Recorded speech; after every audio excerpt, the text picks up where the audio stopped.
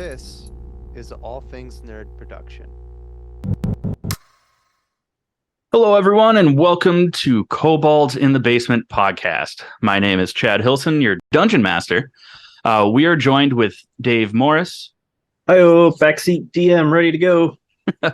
Schaloan Dysland, and Steven Dysland. Heyo. So, let's get into it. This is Kobolds In The Basement.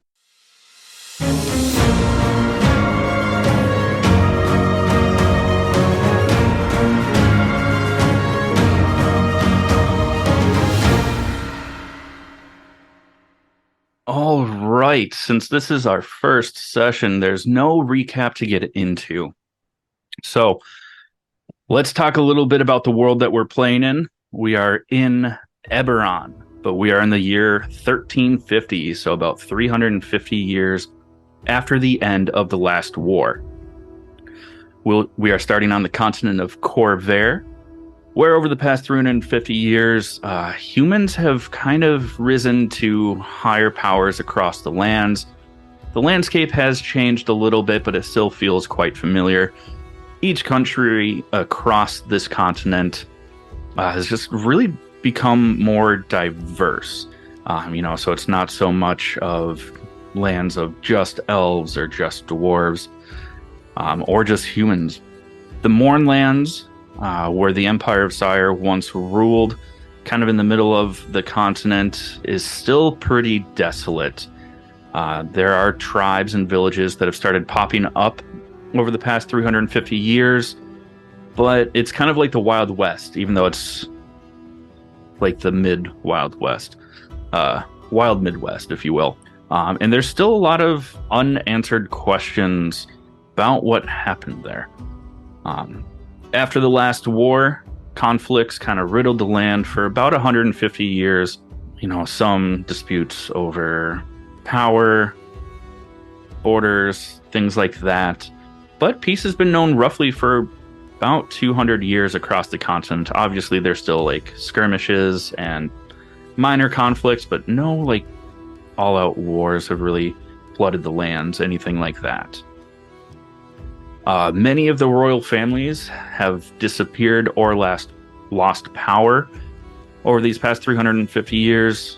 Valenar, which is the country that we are starting in, which was made up of a lot of like tribes of elves and warriors and stuff like that in the past. Well, it's been usurped by the Brewing family. They are humans that usurped the elves about 250 years ago. They then moved the capital to Pylis Meridol to build a kingdom on the water and cliffs, making it easier for trade and kind of creating a hub of trade and travel on this side of the continent. And that's where we're starting, is in Pylis Meridol.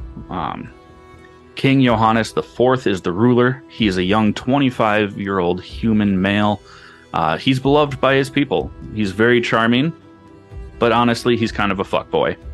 Having sired several bastards throughout the lands, that it's like they don't say the quiet part out loud. They know that he has a bunch of illegitimate kids. The mothers will get, a donation from the crown, just to make sure that the kids are taken care of, but they're still bastards. They don't get any recognition to his name, fame, or lineage. He is a very good-looking dude. About 6'2", ashy blonde hair, very fit. He's won a lot of tournaments, both in jousting, archery, and sword fighting. But he's never seen a real battlefield. He's never known war. His father, King Johannes III, went out of his way to not bring conflict to the lands. The city is massive, right there on the harbor and everything like that, being home to over 200,000 people, both within the city walls and outlying little villages that are within, walking distance or, an hour or two ride by cart or wagon. Has all sorts of trades, shops, and just overall things to do. Despite people loving their king, there is still a massive gap within the city between the poor and wealthy. Although they try and keep the gates open to the main part of the city, not so much the king's court, so that all people can take advantage of the shops, vendors. So it's a very warm and inviting atmosphere. Today, he is referenced as the Boy King because of his age and fuckboy lifestyle, but it is his name day. He's turning 25, and that is why everyone in the party has come to this city. For one reason or another is to take advantage of the festivities. So, who shall we start with? Let's start with Dave. Introduce us to your character, describe what he looks like, tell us more. All right. Castor is probably right now hanging out with the kitchen staff. He has made his way into probably the fanciest place he can. He's tall. I mean, he stands, a mighty 5 feet 2 inches tall with a short, bright flame red mohawk and a beard that is also short and well kept, wearing chainmail that looks like it's been well kept, but there's a lot of different colors. It looks like somebody's fixed it with different metals of whatever they had at the time. So it's not a clean suit. It's still in working order, but it's odd. It looks like there's brass or other metals just mixed into his suit of armor. And he's got, his weapon strapped across his back, but he's got kind of like a swimmer's build for a dwarf.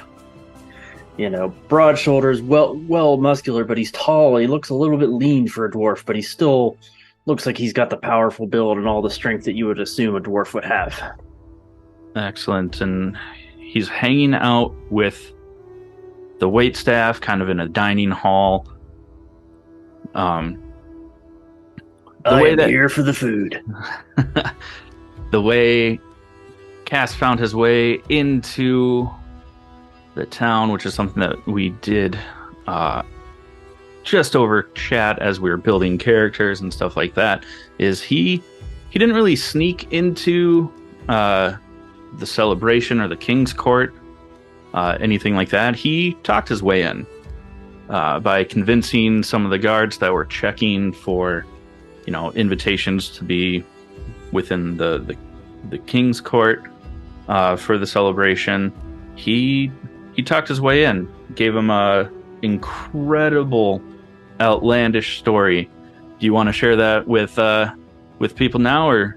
Oh, I don't know if they're ready for those kind of stories yet. They can make the hair on the back of your neck turn white. All right. So before we actually go into the dining hall where you are chilling, let's go over to Schaloan, who is hanging out at the tournament. Tell us about your character, Schaloan. Hi. So my character is she is a half moon elf. She is a druid, circle of the spores. Her name is Luminora. As she's walking down the street, you notice her height is 5'4". She has more of a meaty build to her, but yet slender, given her half-elven nature. She has dark brown hair, looks black with a purple ombre, and you notice her eyes glistening in the light with one brown and one silver. I don't know much more than that. I'm sorry. No, you're fine. Why is Luminora at the tournament? She is seeking an appearance with the king. Perfect. Because with the tournament, those that win their selected feats or anything like that, since it is his name day, he is offering boons within his power to those that win their battles. We've gone full Godfather. Definitely. And Luminora was, she had signed up for the tournament, so she didn't have to sneak in. She paid her entrance fee and got in. So there's no suspicion as to why she is there. Also, in the area around the tournament, we find Steven. Steven, tell us about your character. Imagine, if you will, in the darkness of the night, and down every dark hallway, something that moves in the shadows. Not something with grotesque eyes or multiple limbs, but a slender, rather dashing young man. His name is Valerian.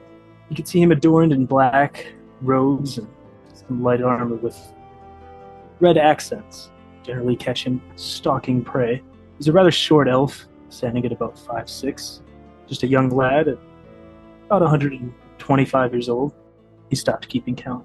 All right. And Valerian was not invited. He is not participating in the tournament. So he snuck in, catching up with a group of people being let through the gates into the court there. Being quick and nimble, dives and rolls under a wagon, only to grab the underneath and hoist himself up off the ground and ride that in to not be seen by the guards that were checking your admittance. Rather deftly, might I add. Oh, it was sweet. It definitely was. So let's make our way over to the dining hall. Cass, if you want to drag yourself onto the map anywhere within there, go for it. No real reason for us to keep a bunch of people on there. Schaloan, you are out at the courtyard. I'm at the bar. At the bar, fantastic. There's people coming and going, so we're not going to keep track of everyone there. While you're at the bar, what are you doing, Cass? I'm trying to catch up. I have a big gap of time that I don't know what the heck went on here in Corfair. So I'm just asking, not nonchalantly, not like, trying not to point out the fact that I don't know what happened for the last 350 years, but, just trying to figure out, hey, how did, these, the brewing family take over, what did the Dragonmark houses think of all this kind of stuff? When the heck did the Mortland become livable? Just kind of playing off that I've been more isolated up in the northern mountains up north of Lake Karnath or something. All One right. heck of a hangover, my friend. Yeah, you see the barkeep, as he's cleaning glasses and serving you just so much ale. Not being able to believe that you're just pounding them down that hard, is, kind of filling you in. The brewing family. Yeah, so the brewing family, they took power about 150 years ago, and they've just been really, really good to the people. They've just done so much with the place. Before with this place, no, they built this place. It's so much easier. We get so many different kinds of people in here now. It's really remarkable to see all the different people from around the continent come through, and just getting to. I'm here as for the family, so I don't get to meet as many people at a bar at my place of business. Also, how'd you get in here? Because you're not royalty, and I don't see, any of the admittance passes for you. Well, that is true, but I'm here on business that I cannot discuss further. Give me a deception check. Instead, I hold up my left hand and gloved hand and lift it up. Oh, that's why you were asking about the dragon marks. Okay. Yeah, as years ago, the Kondarak house was a safe haven for dragon marks. But that's a long way from here. They kind of keep to themselves now. They still hold great respect and power up in the holds, but they're they like to keep to themselves. The whole region does. They're still open for trade and produce, great weapons and armor and goods, but we don't have a lot of direct contact with them. They more or less send out ambassadors. You, sir, offend me. Talking about House Kundarak making weapons and stuff. Obviously, you have never dealt with us. We don't deal in weapons. We are the bankers of Corvair. We deal with purses and safes and funds. We safe keep everyone's money, and that is why I am here, because there is a vested interest for House Kundarak to make sure things go smoothly today. Yes, my apologies. I did not mean just House Kundarak, just the dwarven families and houses up in the Mirar Holds. It almost seems like as a whole nation they have stepped back and don't have as much of a presence as some of the other nations have come forth since the last war. It's weird that you're asking about things that have happened for a long time now, because you don't even seem that old. I may not look very old, but I've spent a lot of time. I've been kind of isolated up in the Fingerbone Mountains of all places. You haven't come down since? Business has kept me up there for the house. He just kind of looks at you and goes, "Nah, I don't get paid enough for this," and hands another ale to you. Well, it's before the festivities take place in here. You're giving me something to do. Yeah, and I'm trying He's not to, get intoxicated or anything. I'm just kind of keeping a very healthy amount so he doesn't think I'm just mooching there and sitting there doing nothing, but I'm not really pounding it back. And I mean, while you're sitting there, wait staff are coming and going, bringing out food, setting up tables. And I offer to help them if they need large grain sacks or anything pulled in, because I want to basically try to get myself into the kitchen to taste the food.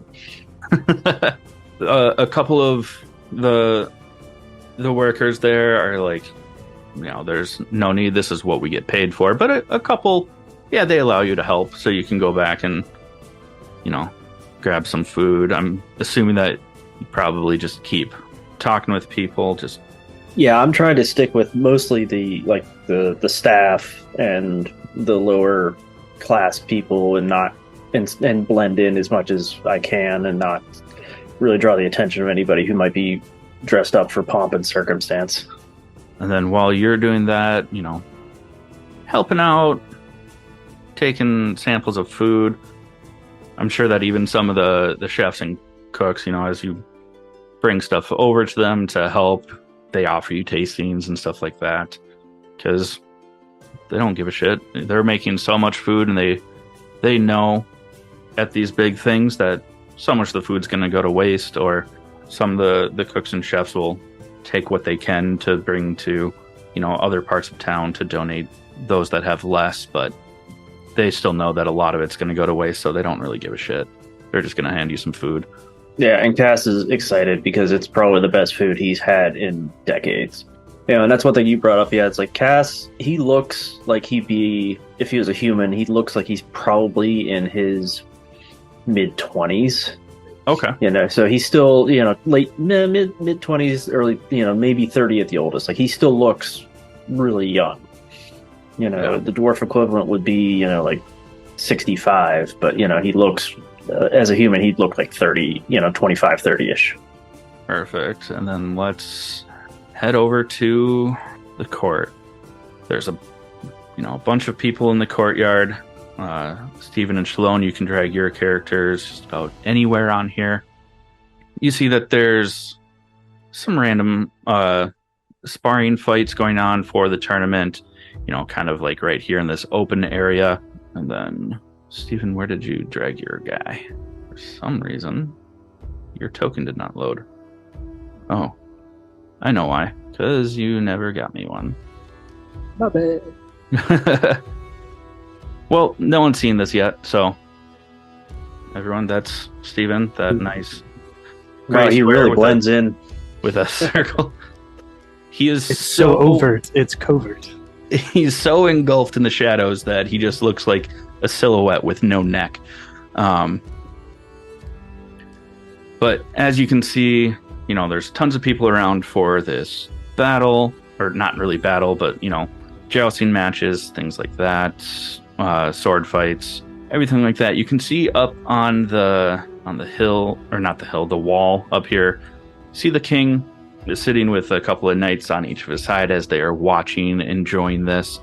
You see other priests, guards, knights, even some other nobles up on the walls overlooking the fights. Usually you see that there are some people placing bets on the fights, so you can gamble if you want to.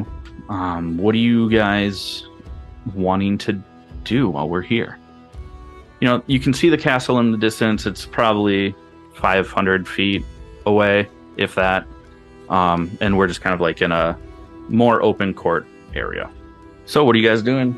Well, I imagine Valerian's probably trying to kind of meander his way through this courtyard here, keeping his listening ears open. Okay. Subtly. Perfect. All right. Yeah, are you just trying to pay attention to the other people around you, or are you keeping your eye out for the noble that you're on the lookout for? Yeah, just kind of like, very, I would say like Assassin's Creed style, just keeping my eyes and ears open to pick up anything that might get me closer to where I'm trying to get to, or who I'm trying to get Give to. me a perception check. First fucking roll is a nat 20. God. Hey! Gotta start off somehow. The first and last.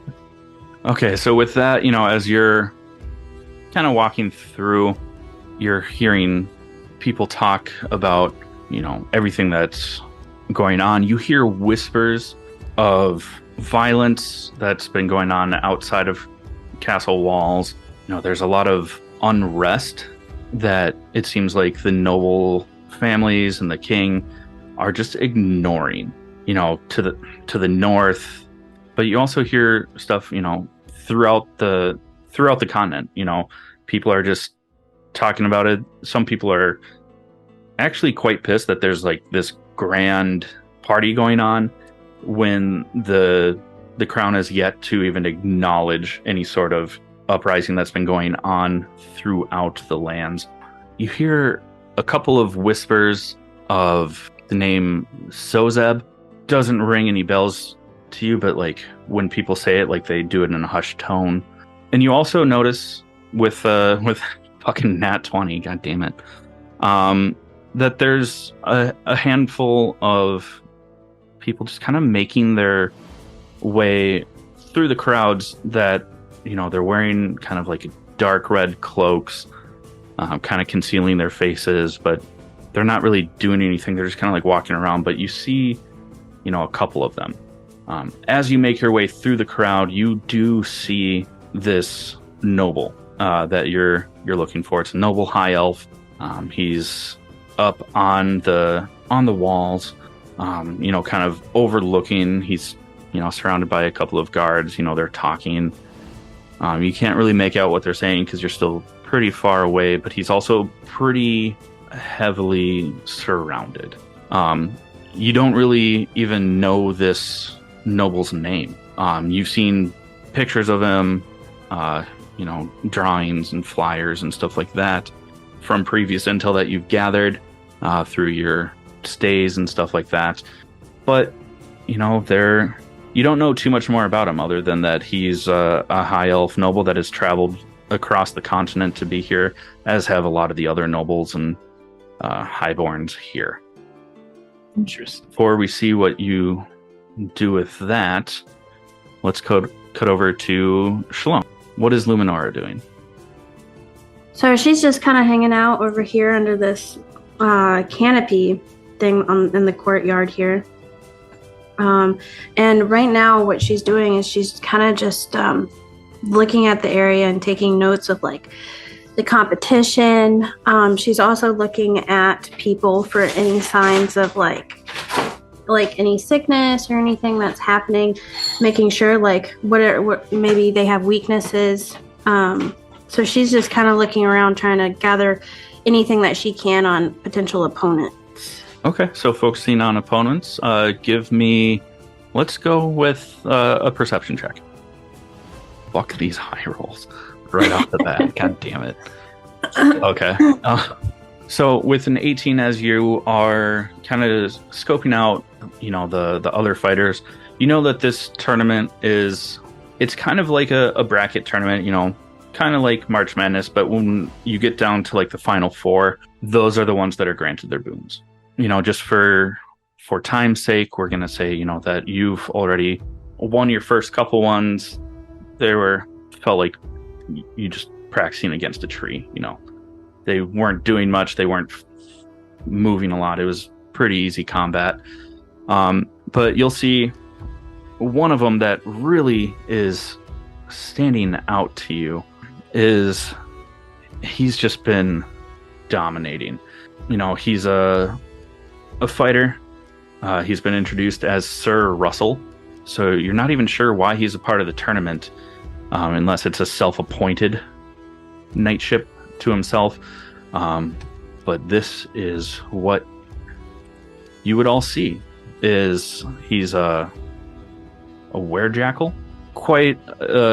He's a very fast and aggressive fighter. He's just been cutting through. He's currently in his fight to get him into the finals. That if he wins, that this is who you will be fighting. He's quick and nimble, but as you are looking at him, you don't see that he has a lot of armor on. He's barely has any armor. So he's winning basically from his speed.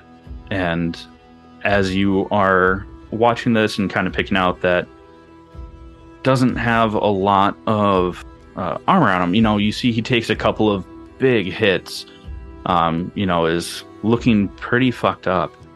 But at the last minute, he comes back and renders his opponent unconscious. They go down. It's a bloody, bloody mess as he reaches out, bites this just human fighter on the throat, and just blood goes everywhere. It's a terrifying sight. And he goes down. People cheer. You see gold starts getting passed around for people that were betting on this fight. You see a handful of hand mages go out, heal them both up to full, because they're not actually wanting people to die. It's kind of their way of being able to have these fighting pits without pissing off people, that they're letting people die for the king's enjoyment. And the one that went down is hurried off. Sir Russell celebrates, is throwing his hands up, roaring into the sky. He's kind of still in his hybrid form. And there's that. As they kind of clear the area, getting ready for another fight that's going to happen before you guys have your battle, but that this is who you're battling. Is there anything else that you want to do? Is there any... Oh, sorry. Is there any way I can place a bet? Absolutely. Okay. So let me see what I wrote down for this.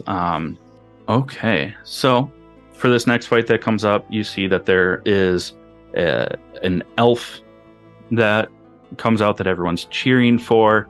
Very elegant fighter. And then there is big monsters, half giant, that comes out, standing 8.5 feet tall.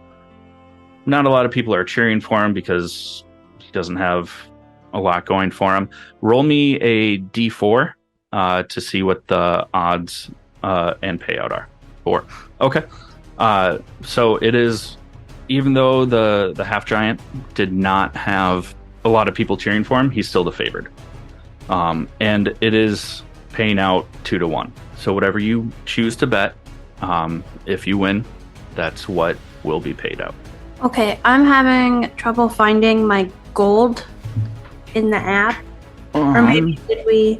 I think you have 25. Oh, I found it. I'm sorry. You have 25 gold. Yes. So is there a bet minimum? 2 gold is the bet minimum. Can I do 5? Yeah, absolutely. All right. So what it's going to be is a best of 5, rolling d20s. Whoever wants to roll 1 d20 for the elf, and I will roll a d20 for the half giant. Woof. So the giant starts off super strong, just starts beating the shit out of this elf.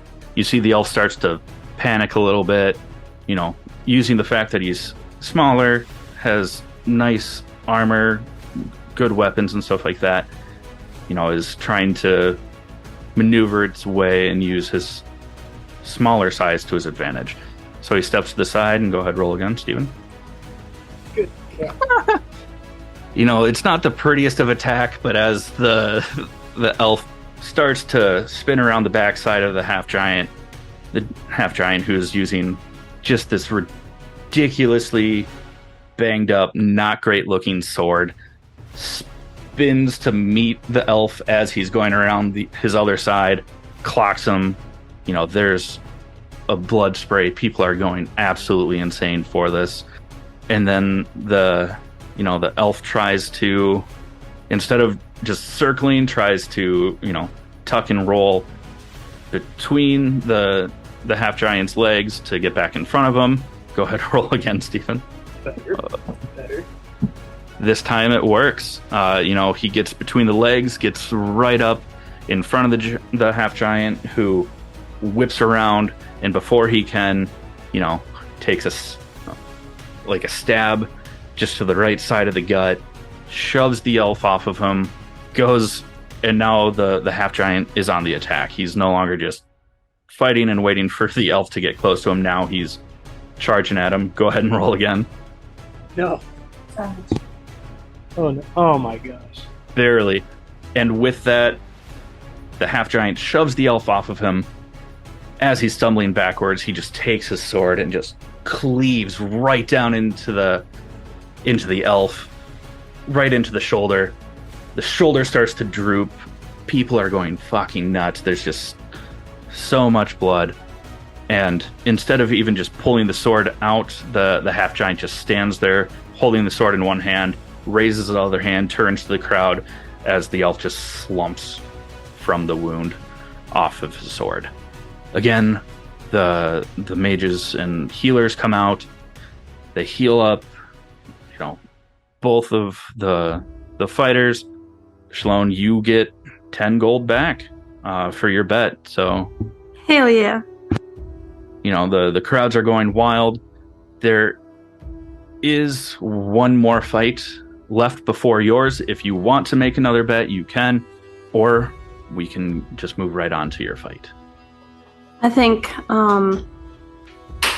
she's gonna consider herself lucky and leave it as is. Okay. But as she's claiming her bet, she just holds out her hand and curls her fingers in like a handed over motion with the smirk on her face. Perfect. All right. While that last fight before yours is going on, we are going to go back over to Dave, who now is back in the kitchen, I'm assuming, sampling some food, helping people out. Are you just chatting up the staff, trying to fill in all the gaps? Anything specific you're asking about? After the bartender mentioned, that the clans of the Moorholds have been kind of, much more secluded. I've been, trying to get answers as to why. Okay. You are kind of with more common folk, some lowly paid servants and stuff like that. So, give me a history check. Yeah, that's not going to go well. Yeah, they don't really know why, because it's, still trades and stuff like that come and go from the Moorholds, but, it's, you don't hear a lot about what goes on up there with or at least they don't really hear much of what's going on up there, why they kind of secluded themselves from, not taking in travelers. Some of the workers, and you can definitely tell just knowing the people up there in the Moorholds, that this is definitely just like an embellishment, that almost like a game of telephone amongst the common people in Valenar, is that they turn away travelers. There's rumors that, some of the clans have completely shut themselves off. So what they do is they only trade with other clans up in the holds, and then those clans will do their trade with the rest of the continent. They don't. They're very weary of travelers, and that's probably an embellishment. That they're not attacking travelers, but they might not be the most open and friendly to new faces, sort of thing. Yeah, so Kaz is, sitting there, picking all that up, and he's thinking to himself, did the hornet's nest finally open? And are they too busy dealing with something else that they can't come out and work with anybody else anymore? Give me... I don't even know what check I would want for that. That's just kind of Kaz's personal thought of, all right, there's always, been that looming threat from below, and he's wondering if that's why. I mean, Kaz could very easily, suspect that could be, and it would make sense, but there's no way of knowing without getting up there. Yeah, guess I'll find out when I get there. And at that point in time, a server comes over with just a full plate of food as, a thank you, and says, oh, well, since there's a little bit of time before the feast starts, and you've been such a great help, we were wondering if you would like to sit and have a meal with us. Oh, absolutely. It's been just, me and Gilly for so long, I could, always welcome new company. Oh, Gilly. Is that a special lady? In a way. Gilly and I have been traveling together for a long time. I came across her because of my grandfather. Oh, she sounds lovely. She could be pretty stubborn at times, and really bullheaded if she wants to be. But she's like family at this point. That's wonderful. Let's go sit. Let's have some food, and then as people start shuffling in, in the next hour or so, not to be rude, we will either have to have you come back into the kitchen, or you can try your luck with mingling with the Highborns. Oh, I'd much rather hang out in the kitchen with you guys. Very well. All right. We'll head back over to the courtyard. And Stephen, yes, there's one fight left to happen. You've clocked this high elf, that you've been searching for, but he seems pretty well surrounded. What are you trying to do? Nonchalantly, of course. I think he's going to try to just kind of get to a spot where he can see just about everything that's going on, including this elf up there on the wall, so you can kind of track what he does and where he goes, but also just keep a good gauge on the fights going down and any other goings-ons in the courtyard. All right, perfect. So maybe kind of down just like at the base of the stairs over here, since the high elf is up here, there's knights and guards that aren't allowing the common people or fighters or anything like that up onto the wall or anything. Close to the bedding stand, just kind of blending in, not just standing there staring, obviously. Okay. Yeah. Are you just going to stand by where the bets are coming from, or are you going to place a bet? I'll place a bet. All right. Roll me a D4, because this is the final fight. So, even though the crowd has really enjoyed watching Luminora fight in her earlier fights, unfortunately, the favor is for Sir Russell, according to that roll. It's going to pay out at 2-1. How much do you want to bet? We'll do 4 gold. 4 gold? Okay, perfect.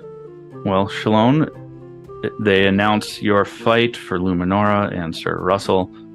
So if you want to come out into the middle of the pit here, and we will get started. Okay. Right here, good? Okay. And roll for initiative. I don't know you, but good luck. What's up, everyone? Are you like me and my friends, where your food tends to be lacking just a little something extra? If you are, look no further than Crybaby Craig's hot sauce to fix all of your seasoning and spice needs. From adding a little bit of heat or just enhancing the flavor, this pickled habanero and garlic hot sauce will go on practically anything. Started by Craig himself in Minnesota, this sauce has become the staple of sauces and flavor enhancers across the lands for many, many moons. If you don't believe me, check out crybabycraigs.com and order yours today to, well, quite frankly, better your life, or at least your taste buds. But be sure to let them know we sent you and enjoy the best damn hot sauce there is. Again, that's crybabycraigs.com and let them know that we sent you. Appears that Sir Russell goes first. Remind me again, Schaloan, what is your armor class? Looks like a 16. Is 16. that right? Yep. Okay, cool. So right off the bat, he is going to run up to you. Hang on, I just need to double check. Does he get 2 attacks or just 1? Dave, how do I see if he gets 2 attacks? It would say if he had multi-attack.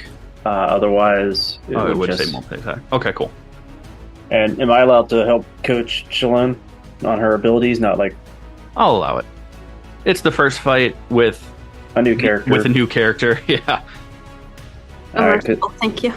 yeah, because you have a reaction when he gets within 10 feet to force him to do a con save or take 1d4 necrotic damage. Already pulling out the circle of spores. Well, that's not even symbiotic entity. That's just spores in general. Always has that open. Which one is that? The absorb elements? No, that's a spell. It's a circle ability. I'll have to. Yeah, you just kind of get it. Oh, okay. Can we just take a T here? That way I can write that down for future reference.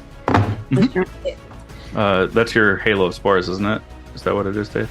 Yeah, I'm looking it up here. Yeah, it's under Halo of Spores. Halo of Spores. And 10 feet. Okay. Yep. Okay. Yeah. You will just have to remind me of that because that doesn't go off of her wild shape or anything like that. It's always there. It's just there. Yeah, it's always there, but when she turns on her symbiotic entity, it doubles the dice. Yeah. So but this one is the Halo is always on. Bitch. Okay.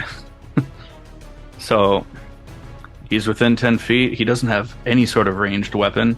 So it was a con save? Yeah, at her spell save DC. Spell save, so that's a 13. Mm-hmm. Fantastic. Are you guys seeing what he's rolling? Nope. Okay. Well, he failed it. So Schaloan gets to roll 1d4. Yep. So 2. Okay. So it takes 2 damage, but then he is going to attack. He's kind of just been like in his hybrid form the whole time. He hasn't gone full Jackal wear, but doesn't like to be in his human form. You haven't seen him as in his full human. You just see like this humanoid jackal, basically. So he's going to use his scimitar on you. Fucking whiffs hard. So completely misses. So Schaloan, that's you. Okay. Oh gosh. Not have picked Schaloan to be the first one to throw down. She was the only one that from what I offered, is the only one that wanted any sort of combat. Oh, I just told you to do you. But okay, remind me again. I can move and then do an action, correct? Or is moving the action? No, you can always have move, do an action, and you have a bonus action. Okay. So I'm going to try and create some distance. He will get an opportunity attack on you if you do that. Yeah, if you step away, he gets to make an attack at you. Okay. I mean, you still can, but he will get an attack of opportunity.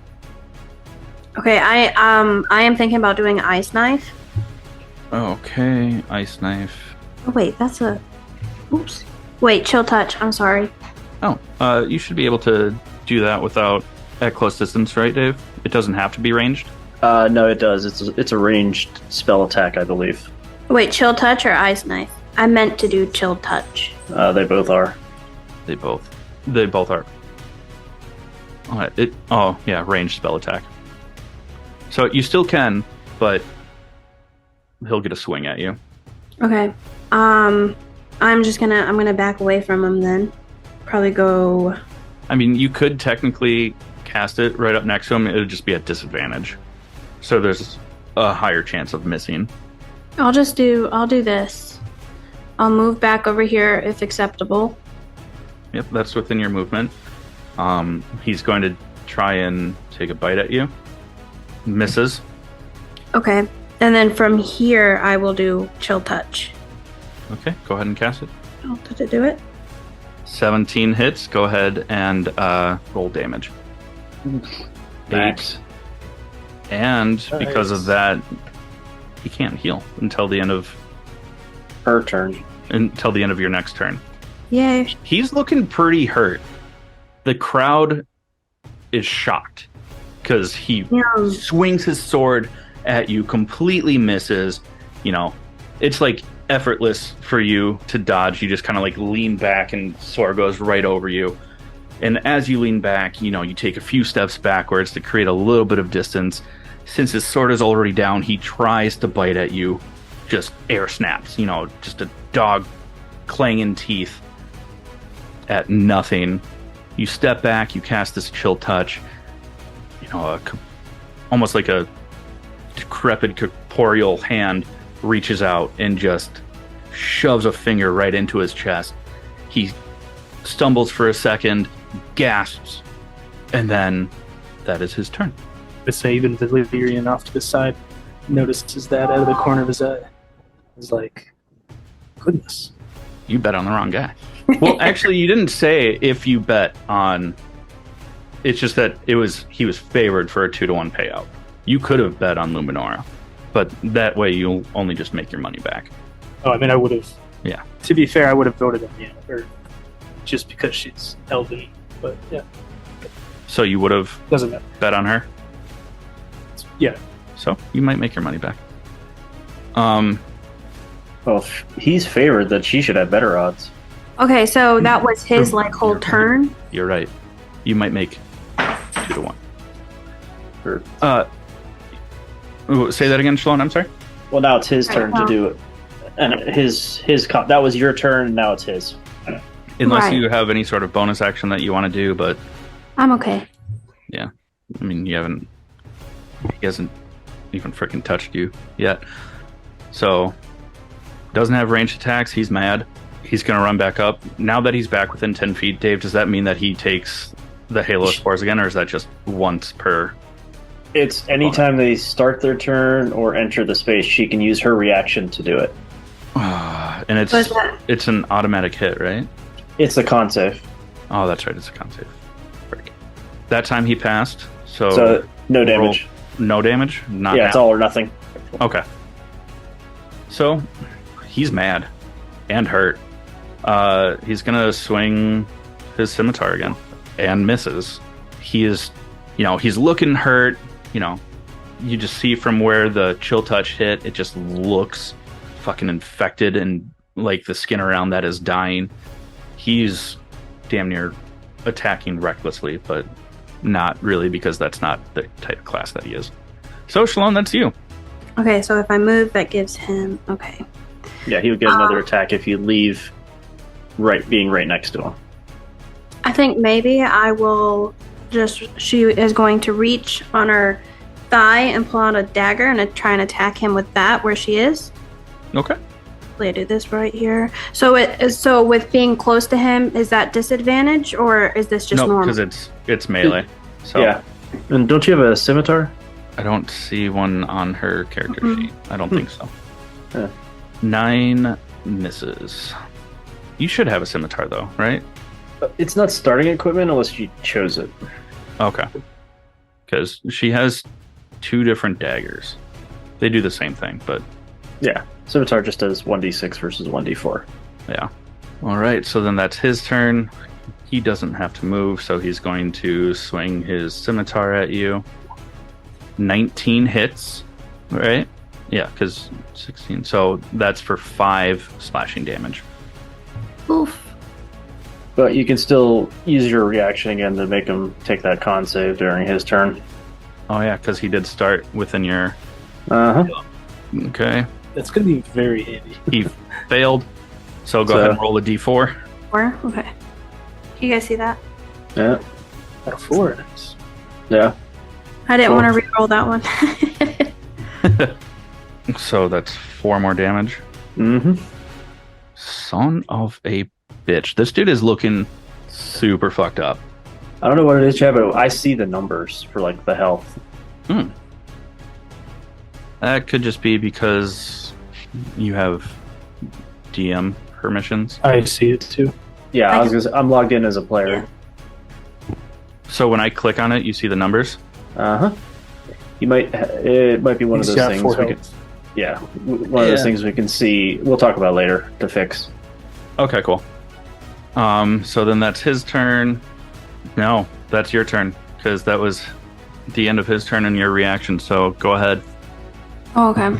I think I'm gonna try the dagger again. Okay. Are you using that dagger? I am not. Okay. 8 misses. So you swing it. Even though he's super hurt, he's still nimble and quick, so he's able to, dodge a little bit without moving his feet. Okay. So now it's back to Sir Russell. 17 hits, just for 3 damage. Okay, so can I do my reaction thing on him again now? Mm-hmm. So that's a con save, which he fails. D4. I don't know why it's not popping up. I don't know if I did something wrong, but it says 3. Says 3? Okay. I don't know why it's not popping up in the chat, but that's totally fine. This dude is on fucking death's door. Like, It's time to go all psycho with the knife on him. it, Time to go all psycho with the knife. and it's your turn. Oh, jeez. Okay. Okay, so I roll dagger. Mm-hmm. Mm-hmm. See, normal, or is this still normal because he's on death's door? Okay. Yeah. Making sure. Ooh. You don't even have to roll damage. Finish him. Oh, sweet. So I want it to be kind of like, well, okay. So in the tournament, it's not like we can't kill them, right? There's people to actually like heal them and bring them back. Okay, so she like kind of grabs like the back of his neck and like pulls him like into her and like just like starts stabbing his gut. And all of a sudden she's like Over and over. yeah, and then she grabs like the fur on the back of his neck and like pulls out, and with like the hilt of her dagger, she like knocks his head and just kind of like slings him over and just kind of like steps over his body and just keeps walking. Hell yeah. Where do you walk to? Brutal. I am going As you to step over this bloody fucking mess, all these mages are rushing to his body to bring him back to life. I will walk right here, just kind of like right in the center of all the festivities, whatever, everyone. Perfect. All right, the mages heal him up. They rush over to you. They heal you back to full. I don't think he used any actual spells, so he just used a cantrip. But if you had used spells, you wouldn't get your spells back. Basically, they force feed you enough healing potions until you're fully healed. Okay, so I can put my my points back up then to full. Yep. And Steven, you bet 4 gold? Yeah. Or Valenar did? It gets Valerian. Valerian, sorry, Valinar's the country we're in. Valerian, he gets 8 gold back. Can The underdog.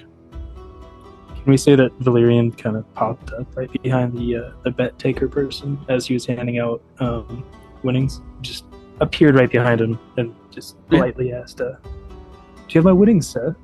Roll me a stealth check. I'll say with advantage because everyone's going fucking nuts over what just happened.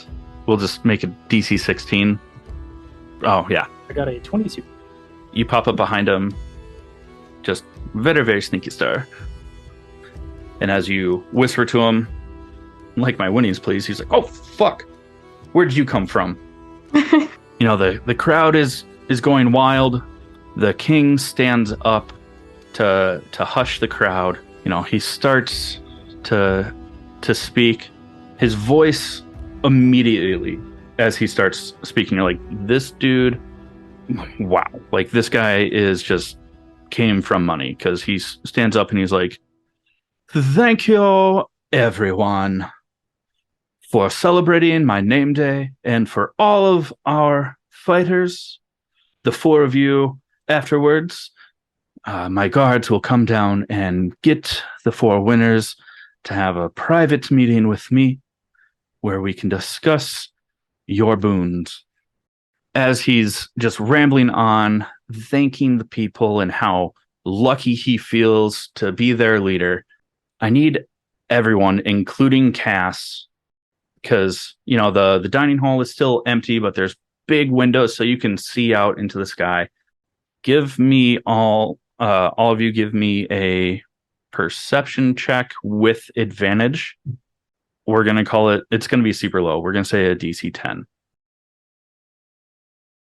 Dave, you are so engulfed in the food. This food is really good, man. Oh, I haven't eaten like this in decades. So you notice that as the king is giving this speech. Oh, I guess. Sorry, was I supposed to do that too? You were. I misread and thought that you'd already rolled it. So you and Valerian, while you're standing outside, the king is giving the speech. Very unnaturally, the sky darkens. These deep, heavy clouds start rolling in. You almost see like dry lightning, because it's not raining, but you see lightning flicker across the sky. People start to get really uncomfortable. And you see, before anything happens, how do I select multiple without getting some of these other guys? Whatever. It's a real pain. Okay. Whatever.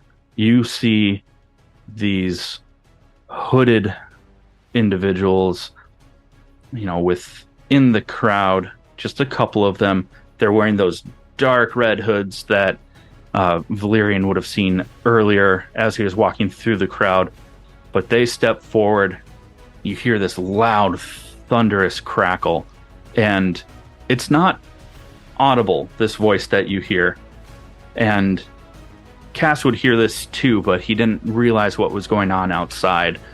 But suddenly, because you still hear everything else around you, but inside of your head, you hear this voice. And as the voice starts speaking, the king, in the middle of his speech, freezes and gets lifted off of the ground. And you hear this dark, grizzled, almost whispered voice.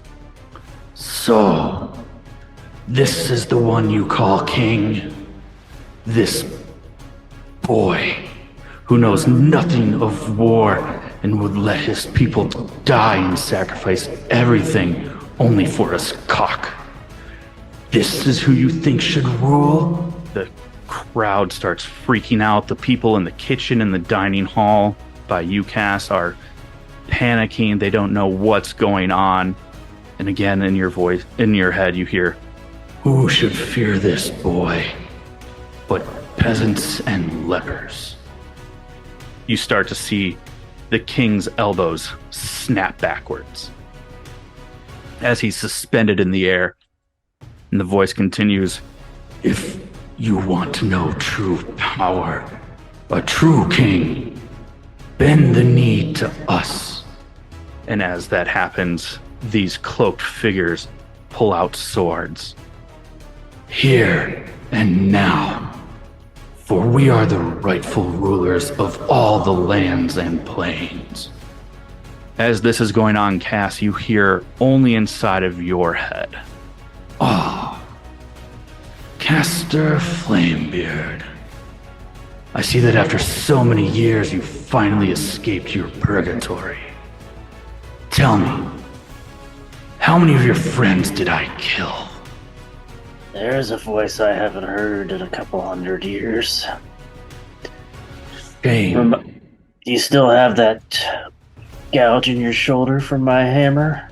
It has healed unfruitfully, I must say. Well then, I'll have to find you and give you one on the other side to match. Well, it's a shame that you couldn't save your crew before fleeing. They will make great puppets. Then it cuts back to the commoners, the nobles out in the crowd. You know, this is in everyone's head again. Many of these nobles and the commoner folk are watching as the king is just suspended in the air. They start screaming in fear, in defiance. And as they argue and shout, the voice continues in tongues that you don't quite understand. And suddenly, several of the common folk drop dead. The two people sitting next to Cass at the table drop dead. The voice continues, A king that cares more about trinkets and whores, but can't protect his kingdom. What a joke. the dark smoke and fog from the cloud starts to drop and fill the streets with just a blanket on the ground, so the bodies that dropped you can no longer see. See what a true ruler can do. Devote yourself to the promised, your savior, and all shall be reborn. And as he says that, the king's neck snaps and his body is thrown over the edge of the wall, out of sight. In Luminora's head, she hears, Outcast for being a bastard? What a shame you weren't strong enough to make a difference. A pardon won't change the fact that you failed to save her. You weak, half-blooded disgrace. Again, in everyone's heads, you hear, See what a true ruler can do. and back in Valerian's head, A criminal who tries to outrun fate. You can never escape the past, and no good deed goes unpunished. if you want, you can give me a perception check, all three of you. I say as she hears that voice in her head, she grasps with her hand the dagger. The dagger, okay. The 16. 16. All right. 11. It's a pretty low DC, so 11 still passes. Is Valerian giving a perception check on this? Oh, I got a 5. Oh, I didn't see that. I'm sorry. I thought that was your earlier one. We could add them together. Let's do 5. Valerian is deeply troubled by what he heard in his voice because he doesn't know who this is. Never encountered this person. How would this person know any sort of even vague details about who you are? You've been living in the shadows for so long. Luminora and Cass both, as you look around, as you're hearing these voices in your head, as Luminora is grasping this ornate dagger that's still in the hilt at her side, you can see around that the people that did not drop, that are still standing above the fog, are grasping their ears, and all of them are reacting differently, almost like they're being told something about themselves to just terrify them. With that, you hear an airship start to fly over the court. It has a couple of rope ladders on the sides. You see some hooded figures climbing down the rope ladders to be around you. And at that same time, where those bodies dropped, you see the tokens that I found are skeletons, but undead versions of those people start to rise. And I need everyone to roll for initiative. Do you need me to drag myself onto that map? Because otherwise it won't. No, we'll get to yours here in a second. Because you're still within that, so... Yeah, so standing up, grabbing like food and shoving it in the back, like, guess I gotta take this to go. Okay. You got an 18. So you got a 14. I want to say here is these undead folk are rising, and once I kind of snap out of my little trance that I had going there from what he told me, Valerian kind of like takes a step, like just directly step backwards into a shadow, and when he takes a step forward out of that shadow, he now has donned a mask and put his hood up. Oh my god, We one- did see that roll. Yeah, that one came out. Okay. I don't like it. But it We did should roll not again show up on- privately. Oh, good god. I forgot Yeah, to... you should re-roll that. No. It's not how this works. It's not how any of this works. So, before we actually start, you see just people fleeing. The king is super dead. People are just terrified, so they're fleeing. The guards for the people up on the walls, are kind of just covering the nobles that are still there, keeping them protected. All right. So, Luminora, you act first. You're kind of in the middle of a couple of undead. There's a cult fanatic to the north of you, one to your right, kind of by the fountain. What are you doing? So if I move, no one gets to attack me, right? Nope, because you're not in anyone's immediate, melee range. Perfect. Okay, I'm going to move, kind of get out in the middle of them a little bit. And I am going to do chill touch at this fella over here. I did all right. There we go. So she runs over there, kind of like does like a sliding into like a kneeling position, facing him. Just turn her body that way. And she's going to launch chill touch at him. 21 definitely hits. Roll for damage. I just hit chill touch, right? Right there? Yep. Okay. 4. Perfect. Definitely hurt him. All right. Anything else that you want to do for like a bonus action or anything like that? So just to confirm, the bonus action takes a slot, correct? If it's under it? What are you looking at? Because the only bonus action that I'm aware I have is Healing Word. Yeah. Oh, you haven't been injured. There's no one on the battlefield other than an enemy has been injured that's left alive, at least. Right, okay, so no. Okay. Bonus action. So that's going to be the cult fanatics. Right. This one over here. What is their speed? There's 1, 2.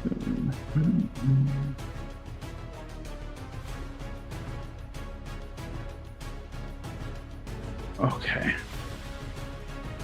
Can't quite get close enough. Neither of them can get close enough to attack either of you. So then that's going to be Valerian's turn. Can't hear you. Sorry, just give me 1 second. I'm piecing this together. So.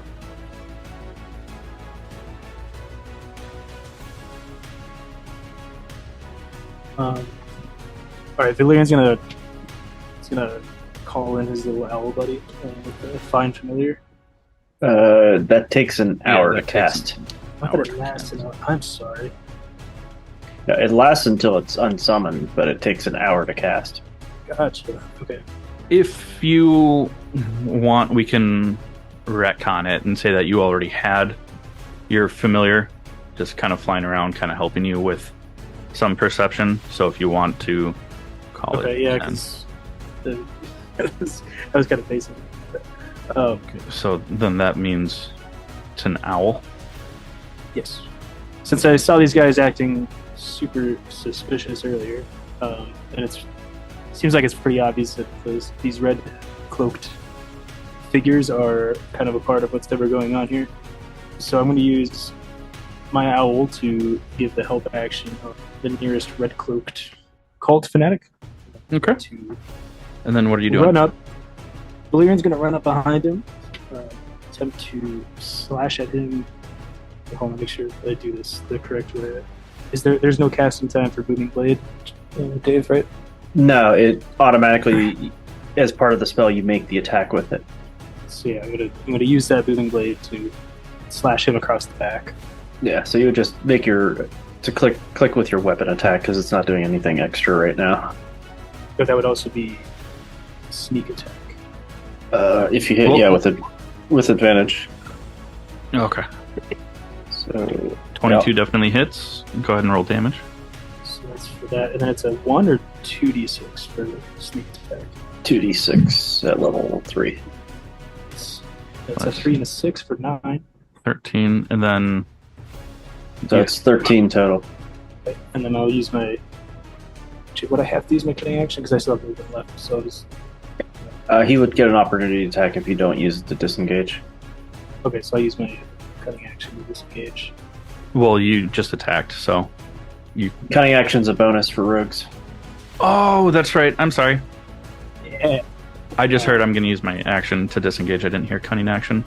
Out of curiosity, what is this exactly? Is this like a stone bench sort of thing? Okay, so it's small. Mm-hmm. It's probably like So waist just- height. So that was 13 total. And I'll scoot that to you. Okay. And you have to remind me, Dave, I remember reading up on this when I designed this character. There's something with owls with the Find Familiar where they have the... It's flyby where they don't trigger opportunity attacks. Right, okay. So I can pull him out as well. Mm-hmm. So, Okay. So that's the skeleton's turns. They're going to go to. All right. So only one of them gets close enough. They're going to swing on you, Schaloan. Actually, one of them's going to swing their sword. So 19 to hit for 8 piercing. Yeah, we saw that too. Okay. How do I make it so that you don't? Oh, never mind. I remember how to do that. Okay, so Schaloan, that's 8 damage. I'm not gonna worry about this right now. So you're just gonna see what these rolls are. And then this one that's off to the side is gonna use their short bow on you as well. 21 to hit for another 6. Ouch. Then this skeleton here is going to use the short bow on Valerian. 20 to hit for 3. yeah. All right. So it's back up to Luminora. Keepers. Okay, so I did find the circles. Is that showing up for you guys that my health went down? Yeah. Okay. I think I want to get the hell out of there. So you can just full on move out of the way if you still want to use an action, or you can take your action to disengage and not take an opportunity attack. But then you can attack after that. Well, you Really? can use your bonus action to heal yourself, but No, he didn't start. Can I use the reaction one? The halo? On the guy right next to me? Your spell save is a DC 13, right? Mine? Yeah. Your spell save, yeah, it's a 13. Yes. So no damage for that Okay. because he passed. So with that being said, I can move freely still. If You you, can Well, take the without- disengage. You could take the disengage action and walk away without him getting an attack, but then you can't do any other action ability. yeah, so you could really only heal yourself as a bonus action. Okay. So I can disengage and do the healing as a bonus action? Yeah, Right. healing word is a bonus action. Okay. So is it appropriate to... I'm going to save where I was. Can I move here or no? Like kind of going from the inside? Or does it have to be a straight line or... It doesn't have to be a straight line. That should Okay. be enough because it's only about 20 feet, so it'll be know. Okay, so I will do that. I mean, it's not like those pink L shapes are. It's a bench. Okay, so I just like run, kind of hop over. I'm gonna do the disengage, and then I think I'm gonna use this healing word on myself. Go for it. Let me go over here. Sorry. Cast at what level? I think that's level 1. You can do it at 1 or 2 right now. Level 2 will provide more healing, but it'll eat up a level 2 spell slot. I will just do a level 1. Okay, so you get 7 back. And then I mark that off on a spell slot, correct? For the Yeah. one. Yeah, first level. Cultists. This guy's just gonna run forward. That guy can't even get to you. So he's mad that he was hit, but can't quite get to Steven, so he's gonna run up to you, Schaloan. He triggers Booming Blade when he moves and takes 1d8 thunder damage. I was just gonna say that. You want to roll that, Steven? Sorry, Valerian. Valerian is working. He's looking pretty hurt.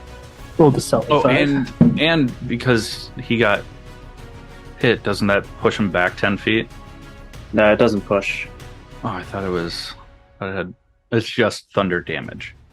Yeah, if they move of their own free will, basically. Like, if you push them, it doesn't trigger it, but if they walk or advance or something, then it activates. Right. Okay, so he gets 2 ranged, or not ranged attacks, 2 melee attacks. So he's gonna. It's a crit for 8 points of damage on Luminora. So much for healing word. And then his second hit also hits for 5 more. You're probably going to want to activate your symbiotic entity, Schaloan. Sorry about that. It's totally fine. So then this other guy, he's just gonna dash. Oh, and also that guy approached Schaloan. Sorry, Luminora. Con save fails. So what's your Halo spores? 1d4. Yeah. 1d4. Go ahead and roll that for me. I'm sorry, I rolled a 4. I don't know why it's not showing up here, but We believe you. I'm sorry. They're looking pretty hurt, but you can kind of see that they're not worried about their injuries. Unfortunately, Luminara is looking really hurt. Yes. All right, so Valerian, that's you. So while Valerian's watching the two guys approach him, he kind of looks over and notices a fairly fucked up woman being pursued by this just real creep of a dude with a red hood. And being the selfless elf that he is, he's going to shoot since he's within 5 feet of one of his enemies. You would be at disadvantage. At disadvantage? Yeah. Oh. Yeah, unless you have like some kind of feat that negates that. Or why would it be a disadvantage? Because you're doing a ranged attack while you're within melee range of an enemy. That says 10 feet, so he wouldn't be then. I was just saying, I didn't think of this. I mean, I could just move back. I mean, if you're 10 and you're fine, it's just the grids I don't think are lining up with the... They're not. Actually, well, is this like a wall here? Or is it just... It's just only more half a map? courtyard.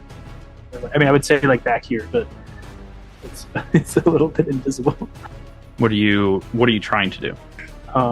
Go back about 25 to 30 feet and then shoot this creepazoid with a crossbow for a short bow. I mean, you could come back here or just over here. Well, my intention is to try to stay out of their range a little bit if I can, while still being within range of Luminora. So, if at all possible, to scoot back. That's where the map ends. I'm sorry. I'll just So I'm not going to let you go past the invisible wall. This is early PlayStation 2 rules. There's an invisible wall. You can't pass it. Got to turn off clipping first. All right. Well then. How do I do that? That's an old PlayStation thing. Oh. Right. I feel dumb for not knowing that. Gird up along the edge to here. Say I went the back way. Homeboy's gonna come with me. Talk into your microphone, please. I'm so sorry. All right, so Valerian's gonna scoot up along the backside of Luminora and this cultist guy here. He's going to shoot this guy here with his short bow. I assume a 19 hits. Yeah, 19 hits. So in a flash, you see Valerian just dart and power slide behind Luminora, pop up to his knees, and just right into the cult fanatic. Catches him in the shoulder. He takes it, but it's not slowing him down. That's for my sneak attack. Finish him. Sneak attack. I guess it is slowing him down. As Valerian runs past behind Luminora, kind of does like a quick little slide, pulls out his short bow, and then just before the guy can even react, he just slings one right above the heart, and he just kind of falls, barely alive for the last few seconds, but bleeds out very, very quickly. All right. So then that's... He also says to Luminora, "Doc, you can use a hand." Mm-hmm. Luminora looks over her shoulder back at him and just does like a subtle, just downwards nod in gratitude, the most she could show. Just, Yeah. And then back, averts her attention back to the remaining opponents. All right. So then that's the undead. It's going to come up to you, make a con save. We're fucked. Definitely makes the con save, so nothing from your Halo of Spores. And is going to swing its short sword. 23 hits for 7. Oh, no. I'm dead. She's down. Okay. You're just unconscious. It's not great, Cotton. She I don't will not even be like able pumpkins. to see very well, Cotton. I sure do like pumpkins. 2, 3. Okay, so that skeleton gets there. This one's going to full dash. The one that didn't dash is going to use its short bow on Valerian, because just watched it take out else. That misses. I'm assuming. Is it? 10. That's- Yeah. 10 Yeah. does not hit. All right. Well, we're going to pause right there for a second. We're going to go over and see Cass before we let Luminora start rolling death saves. So, Cass, unfortunately, because you were having a meal with these people, you are actually at this table. There is a table between you. Now, I'm going to need you to roll initiative. I did a while back. And there's 2 guys there with him. You did, what was it? Like a 13. Yes, it was a 13. Cool. And there's 2 people there with him, right? Yep. And then you see a cult fanatic run in as well. Let's see who I'm He is bored going to take a dash action just to get close. All right, and then Cass, that's you. yet. Alright. Stand up. Draw my weapons like goddamn Dalkir. Thought I was done with this shit. They'd be fucking dead by now. And so I'm going to, in my mind, telepathically call to Gilly, because I can call to her up to a mile away. Okay. Say, Gilly, there's trouble. Need you over here as soon as you can get here. And then I'm gonna just swing on one of these undead people with the blunt end of the warhammer. All right. That's only an 8. That's probably not going to do squat. Nope. You swing. They're kind of like wobbling as they're, undead. And you just, unfortunately, you swing at a bad time. Just miss as they kind of wobble. Yep. And then, as a bonus action, I will cast Shield of Faith on myself. Okay.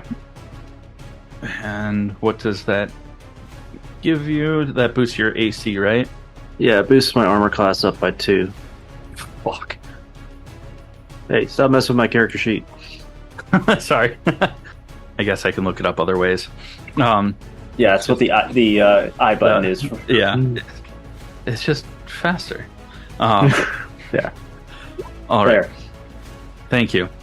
So, All right. how long does that? Up to 10 minutes? Okay, cool. Yeah, concentration up to 10 minutes. All right. So, that is this undead's turn. They are going to clamber over the table and take short sword attacks. First one misses. Second one misses. That is up to Colt. Oh, actually, because they're flanking, so one would hit for 3 piercing. Yeah. All right. Also, roll me a d4, will you, just to see how many rounds before Gilly shows up. Oh, you definitely saved that. That's fine. Oh yeah, my concentration check. Okay. All right. So then that's going to be the cult fanatic. He's going to stay back a little bit and throw one of his daggers and miss terribly. So now that's you again. Yep. Let's see if I can actually swing this hammer a little better this time.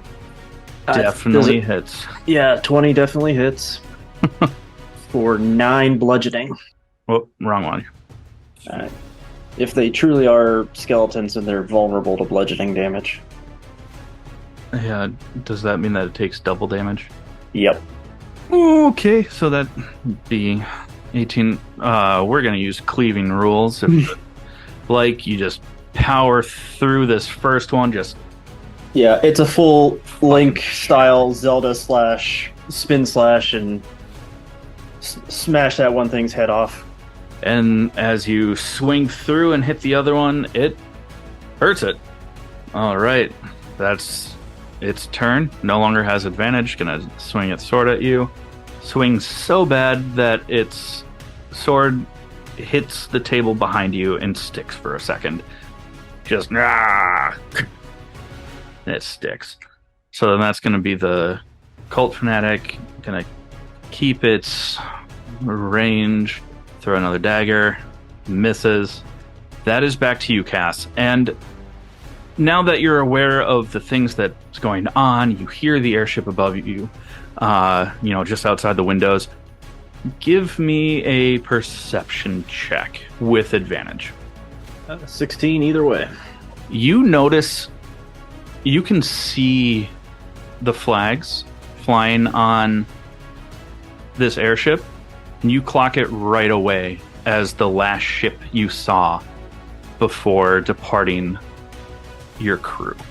How the hell did these bastards get here? That's you. Yep. What are you doing? I'm going to see if I can smash the other skeleton's face in. Probably. Oh, Holy baby, shit. that 20. Finish him. Yeah. Good. Yeah, because that's only 11 doubled to 22 bludgeoning damage. Yeah, I just, turn around, face him, and almost Gallagher style just come down two-handed onto this thing and just crush it down to the floor. And then I turn and look at the other guy, go, "You still want a piece of this?" Give me an intimidation check. That's double 5. That's pretty bad. He goes, "I'll take my chances," and throws a dagger. And it 15. just hits, clinks off my shield. Now he's mad and is going to use his movement and come up on you. Thanks for making it easy on me. That's back yep. to you, and this is the third round. So Gilly comes crashing through the window. Like which side? Up to you. All right, so I'm guessing these things. Yeah, so Gilly comes smashing through over here, and Gilly is a giant ram. You know, basically a giant ram the size of a horse. Hell yeah. This is Castor's mount, and what is the technical term for it from the ability? It is ancestral companion. This is my ancestral companion, is Gilly. So for game purposes, she has warhorse stats. So she has a speed of 60 and acts on my initiative. So I'm gonna have Gilly move first. 1, 2, 3, 5, 6, 7, 8, 9, 10, 11, 12. That's 60, and then she'll just dash up to here with me. Actually, I'll have her go here. So, you made the wrong choice, guy. And then now I get to swing my Warhammer with advantage. That is a 20 to hit. It does. For 9 bludgeoning. 9 bludgeoning. Oh yeah, Gilly actually gets an attack too. Haha, with her hooves. Even after a dash? Oh, that's right. Yeah, she dashed. Yeah. So yes, so it's now his turn. All right. Now that he's in melee range, this cult fanatic is going to take 2 swings with its dagger. Swings 1, misses. Swings the other, hits your plate armor, and the tip of the dagger just bends a little bit on a nat 1. I just looked out at him and then looked back up like, you really picked the wrong day to fuck with me. And that's back to Cass. Yep. So I'm gonna let Gilly attack first. That is a 23 to hit for 12 bludgeoning. And then Cass will act and swing the Warhammer. Only a 14. But a 14 hits. That's another 7. Tearing it up. This dude is fucking hurt. Not doing great. He's starting to realize that he made a mistake. He's questioning all of his life choices. Really wishes that he could go home and write a letter to his mom to say, I'm sorry. That's how badly he's regretting what he's doing. But he's like, I can't do anything about this. Crits for 7. And 21 also just hits for an additional 5. 21. Yeah, so that's a total of 12. So, where was I now? I can't remember where I was with health. You were full. You hadn't been hit yet. No, thought I'd been hit once by one of those skeletons. Because he had advantage. Oh, yep, you're right. I took 3, so I've taken 18 total. Yep. Alright, and so I gotta make 2 concentration checks. Both DC 10. Yep. And yep. Alright. Gilly, would you stomp this asshole for me? And then let Gilly finish him. She just turns around and just rear kicks him, like over tables and everything across the room. Bam. And then I will use my movement to get on. And then Gilly and I are riding out of this room. Okay. Are you just like getting the fuck out, or are you going after the airship? No, I'm trying to get out to like open ground courtyard. I'm not going towards an airship with a goat. All right. So yeah, we're just, basically by the end of the turn, we're probably basically back out to almost where she came in. So we're trying to just get to the doors down here and get out to like the courtyard or something. Okay. Well, we'll just say, take 2 turns, full dash. Yep. Oh, and just so you're aware, Shield of Faith also affects Gilly. What's her AC? Right now it's 15. That's with Shield of Faith? Yeah. Okay. Because of the That's ability. as much as me. Oh, fantastic. I told you guys I was playing a tank. Oh yeah. I speed tank For a now. second, Dave. And Dave will say that, took, a little bit of time. You did full dashes. Are you coming out to this courtyard where you see more fuckery going on? I'm trying to get like out to through the gate and out of this shit show. All right. So you said it's going to take him 2 turns to get out, or? Yeah, basically you can get to about like here-ish, just kind of entering the map. So I'm like right there. Yeah, that works. Yeah. So now you guys officially see this giant ram come dashing, breaking down doors of the keep, and just charging out. And on the back, you see a mohawked dwarf with a warhammer. Valerian just looks over out of the corner of his eye. He's like, "What in all the hells is that?" Perfect. All right, Luminora, I need you to roll a death saving throw. Where do I Oh, find that in the app here? That's what I was just looking for. Otherwise, you can just roll a d20. If you go to health and death, is where you'll find death save. It's at the very bottom. Yeah.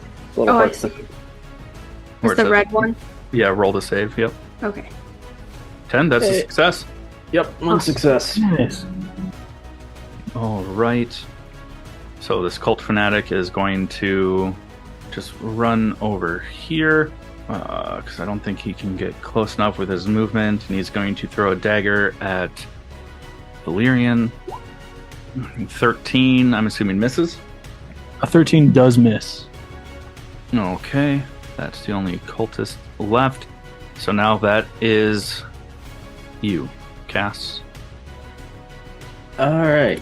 So, Cass comes in, sees them in a pretty bad situation with her on the ground and him being surrounded now by 4. It's like, I know we should get out of here, Gilly, but we gotta get everybody out who we can. And so Gilly's just gonna charge Low key, you forward skipped me. That's to- okay. Chad, yeah, is it his? Because What? Valerian would be next, not me. You're right. I'm very sorry. It's okay. My feelings aren't hurt at all. Good. Now we can move on. Do you want to switch the order, or No, you're next. That's fine. it doesn't matter? I just It's you and then Cass, so. all right. I'm gonna have Hoover is his name, spelled Whoover. Hoover. Question: is this the fountain that's in the center of this courtyard? Is that a tall fountain, or is it something that one could fairly easily and deftly maneuver over? It's probably like 10, 15 feet tall. So if you wanted to try and maneuver over it, it's going to take some of your movement and an athletics check. On a nat 20, I'll let you kind of fucking just get over it and still have your attack.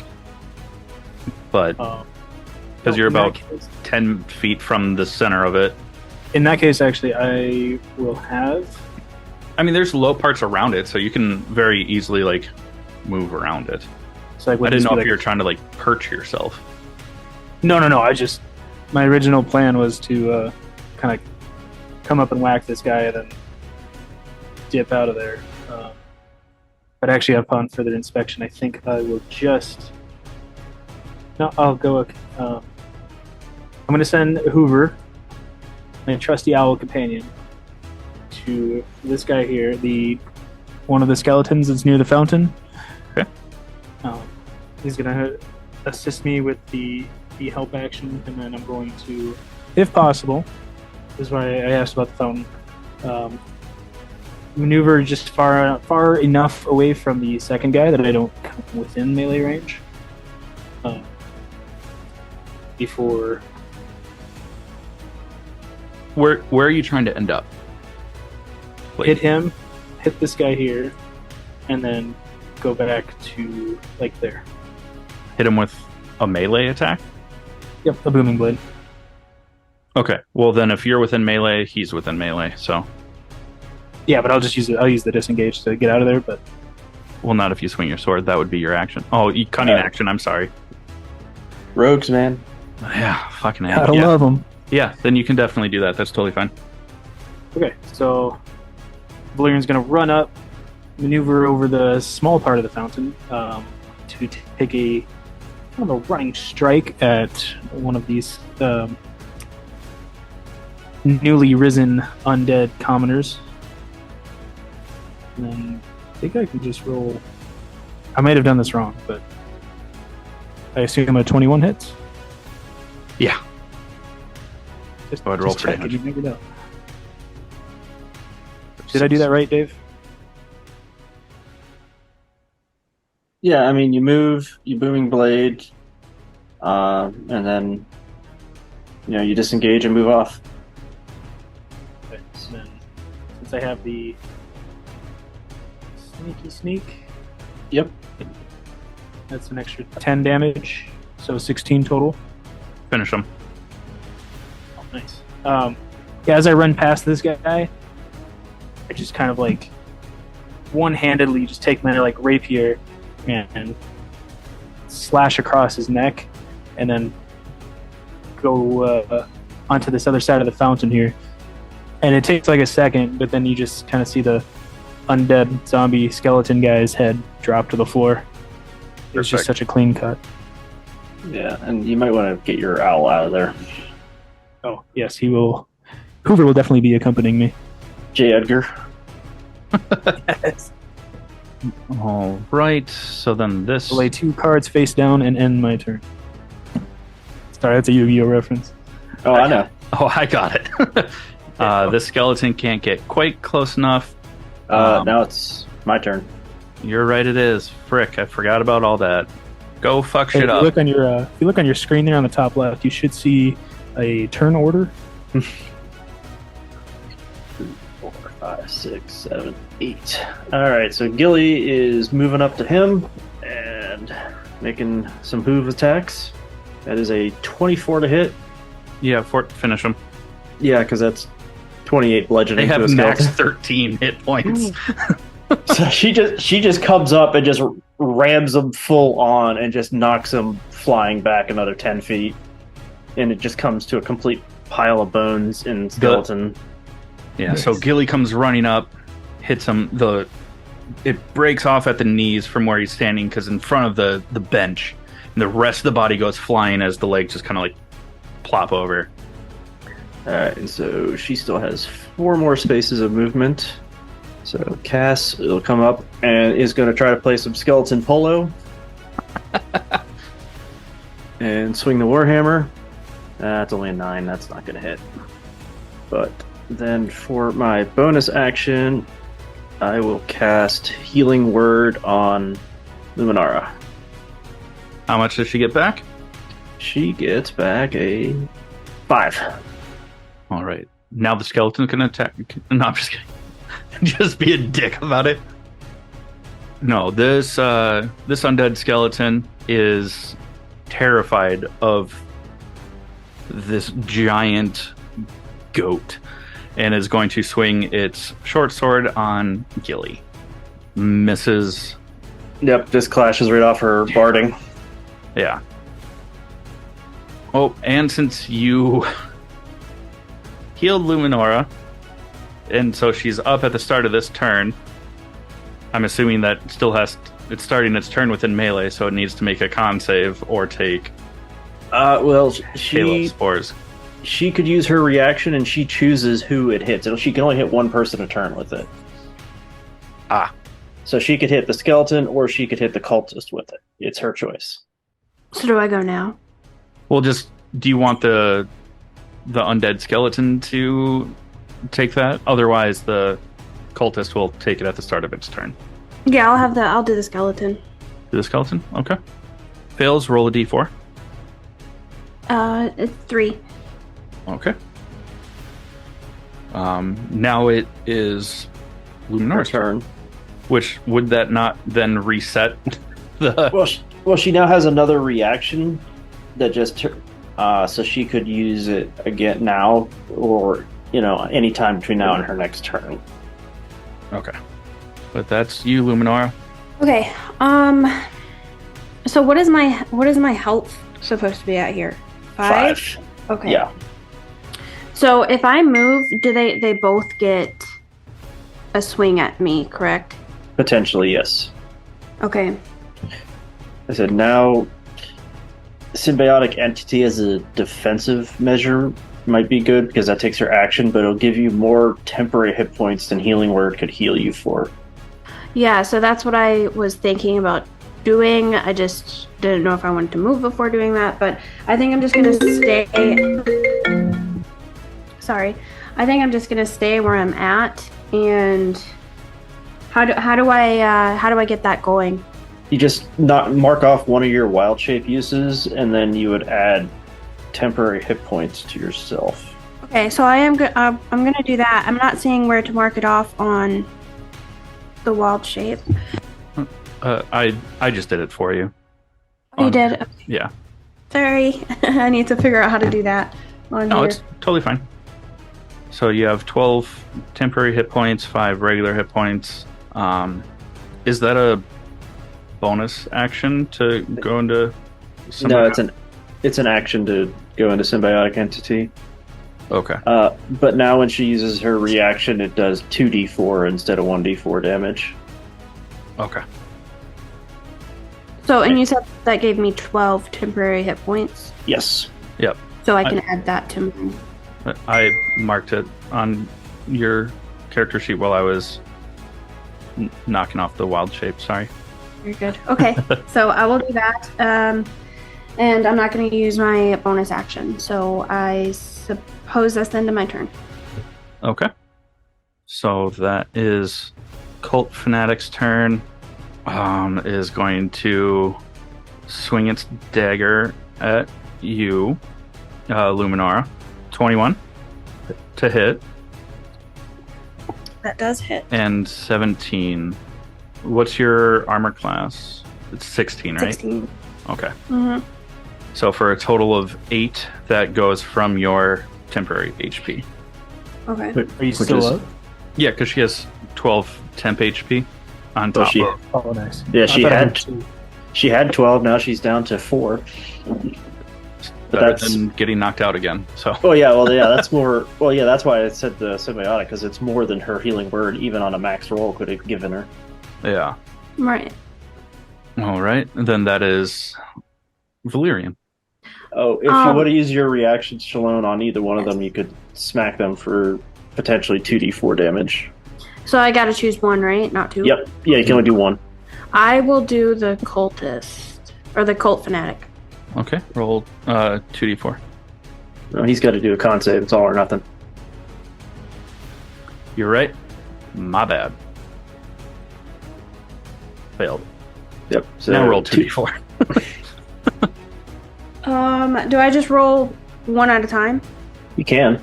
Okay, I don't know how to change it to do the 2. If you go on your computer screen on the left with the little toolbar, you'll see like a D20 looking dice, and you hover over that, it'll show you a whole like table of things. And if you go to D20 or D4, then go over to 2, roll 2d4 for you. Is that correct then? Yep. Okay. So did 6 necrotic. Good roll. Okay. Now it's Valerian's turn. All right, Valerian just watches this giant horned beast just bolt past him.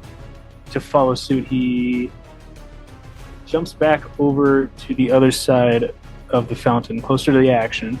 J. Edgar follows. And then since he's going to aim for the cultist that's on the closer side of Luminora. And he's going to hit him with his short bow. With his sneak attack. Snack attack. Oh, shit. Roll for damage. That's 10. Another 12. And on a crit, you roll another 2d6. Fuck me. So 21 damage. No, 10 plus 2, that's 31 damage. I'm sorry, 31 damage. Valerian, finish him. Since Luminora just got back up, and then this guy tries to get her down again, I leap over the fountain and say some very non-repeatable words to this man and launch a bolt or an arrow straight right into his forehead, just sending him flying back probably about 5 feet. Just drops. dead shot right on the brow. Falls backwards, stumbles back a couple of feet, falls backwards. As he hits the ground, you see blood squirt out from where the bolt went in. And I know you said that they were not repeatable words, but you never said them the first time. So what did you say to him? As Valerian vaults over the fountain here, he yells very loudly. So loud. Sorry. I gotta think about these things. Very loudly, he says, "Have you no dignity, you pathetic fucking disgrace?"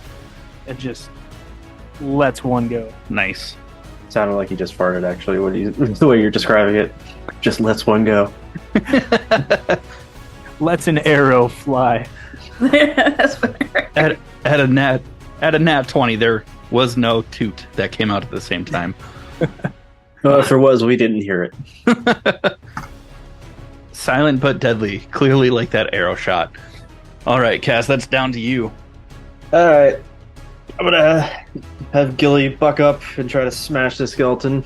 Oh my god. She just comes down and just crushes it for 32 bludgeoning. And then I look over at these two and go, "You two aren't obviously any part of this shit. We gotta get the fuck out of here, get the cover, get healed." As you say that, coming down from the towers, the knights, the guards, coming from all ends of the courtyard, you see about 36 Knights of the Crown all come out. Some with crossbows, some with swords. They surround you, tell you to lay down your weapons, and that's where we're going to end this episode. Yeah. Oh. So. Holy. Chad, I totally forgot. So, if you listeners like this and would like to support us, please go support our Buy Me a Coffee over at www.buymeacoffee.com/allthingsnerd. Also, like, share, and subscribe to stay up to date on episodes, updates, and announcements. Before we actually close this out, do any of our player characters have anything that they want to plug, anything that they've been keeping up on that they're excited about? No, I'm pretty good this week. Not at this moment in time. All right. Please contact Atlas Van Lines for all of your moving and storage needs. Perfect. And then my only other plug is, this is an all things nerd production. So if you like other nerdy shit and like movies, films, TV, other nerd stuff, check out the All Things Nerd podcast wherever you get your podcasts and on YouTube. All right. Goodbye from Kobolds in the Basement. Bye. See ya. See ya.